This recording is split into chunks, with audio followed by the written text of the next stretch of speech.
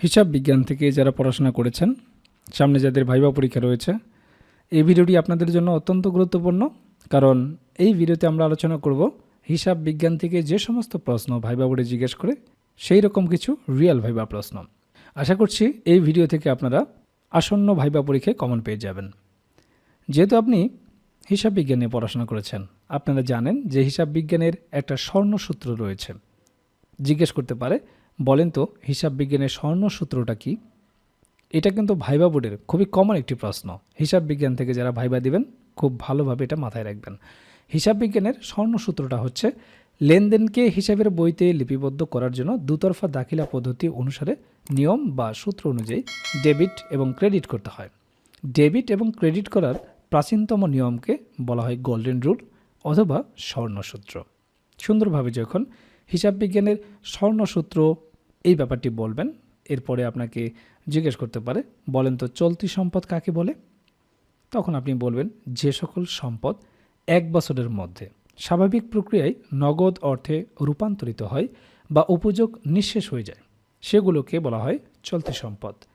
এখন এই যে ডেফিনেশন আপনার কাছ থেকে জানতে চাইলো, এরপরে অবশ্যই উদাহরণ জানতে চাইবে। আপনি নিজে থেকে উদাহরণ বলবেন না, তাহলে আপনার রেসপন্স রেট কমে যাবেন।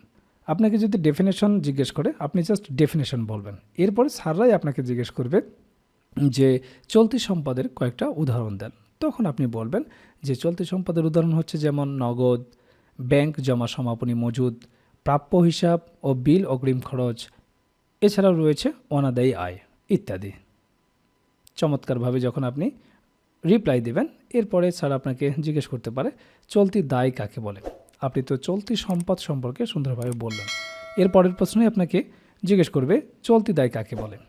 তো আপনি বলতে পারেন যে সমস্ত দায় এক বছরের মধ্যে পরিশোধ করতে হয় সেগুলোকে বলা হয় চলতি দায়। ঠিক এখানেও আপনাকে উদাহরণ জিজ্ঞেস করতে পারে, চলতি দায়ের কয়েকটি উদাহরণ দিন। তখন আপনি এভাবে উদাহরণ দেবেন, পাওনাদার, প্রদেয় বিল, ব্যাংক জমাতিরিক্ত বকেয়া খরচ, অগ্রিম আয় ইত্যাদি।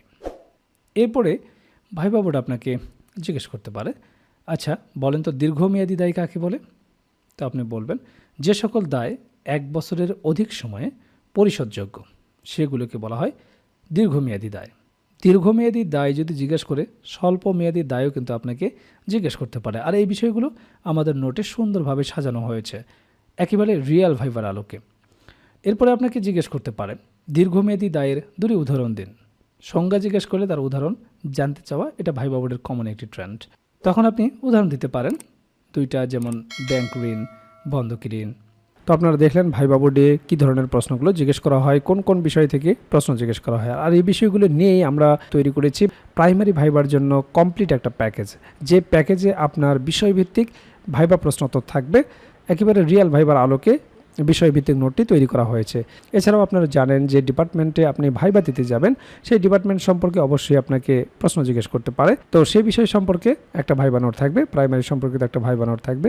প্রাইমারি ভাইবাই অবশ্যই আপনাকে অনুবাদ জিজ্ঞেস করবে, অনুবাদের উপর একটা ভাইবা নোট থাকবে, যেগুলো প্র্যাকটিস করে গেলেই যথেষ্ট। এরপর আপনার নিজ জেলা সম্পর্কে অবশ্যই আপনাকে দু একটি প্রশ্ন জিজ্ঞেস করতে পারে, আপনার জেলা কেন বিখ্যাত, আপনার জেলা দর্শনীয় স্থান কি, আপনার জেলার নামকরণ ইতিহাস কি, বিখ্যাত খাবার কি, ভাষা ও সংস্কৃতি সম্পর্কে জিজ্ঞেস করতে পারে, মুক্তিযুদ্ধে কী অবদান রেখেছিল। নানাবিধ গুরুত্বপূর্ণ প্রশ্ন থেকে আপনাকে দু চারটি প্রশ্ন জিজ্ঞেস করতে পারে। তো সে সম্পর্কিত আপনার জেলার ওপর সুন্দর একটা সাজানো গোছানো নোট থাকবে। এছাড়াও 1947 থেকে শুরু করে বর্তমান সমসাময়িক পর্যন্ত গুরুত্বপূর্ণ বিষয়ের উপর যে সমস্ত প্রশ্নগুলো আপনাকে জিজ্ঞেস করতে পারে সেই বিষয়গুলো নিয়ে সুন্দরভাবে সাজানো গোছানো একটা সাধারণ জ্ঞান ভাইবা নোট থাকবে।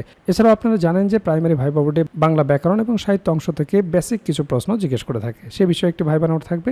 এছাড়াও গণিতের একটি বেসিক ভাইবা নোট থাকবে। আপনারা জানেন যে পাটিগণিত, বীজগণিত এবং জ্যামিতি অংশ থেকে কিছু বেসিক প্রশ্ন জিজ্ঞেস করা হয়। যেহেতু আপনি প্রাইমারির শিক্ষকতা করবেন, একেবারে বেসিক জিনিসগুলো যদি আপনি না বলতে পারেন তাহলে চাকরি পাওয়াটা আপনার জন্য দুষ্কর হয়ে যাবে।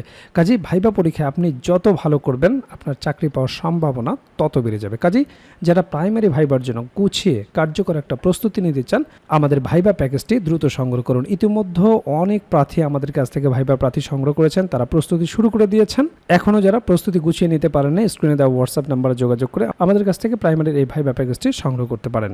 প্যাকেজটি আপনারা দুইভাবে নিতে পারবেন।